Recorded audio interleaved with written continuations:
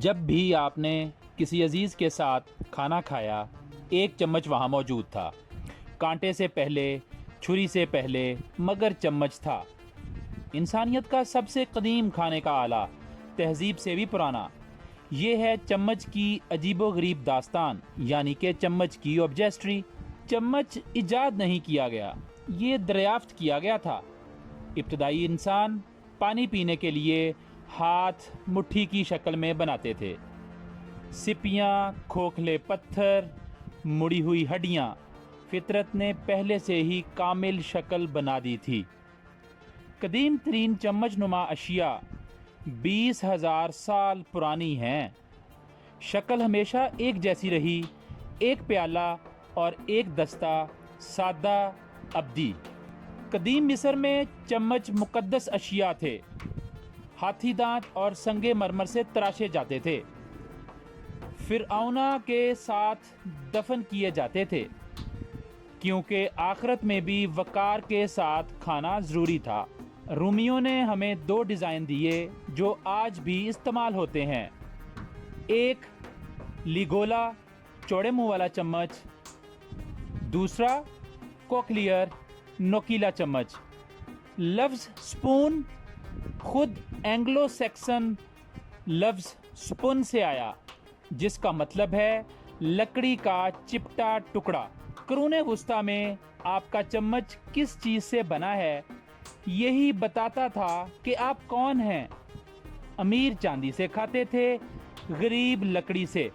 یہیں سے وہ مشہور محاورہ آیا، منہ میں چاندی کا چمچ لے کر پیدا ہونا۔ ویلز میں نوجوان لکڑی سے خوبصورت محبت کے چمچ تراشتے تھے، محبت کے اظہار کے طور پر تحفے میں دیتے تھے۔ یہ روایت آج بھی زندہ ہے۔ صنعتی انقلاب نے سب بدل دیا۔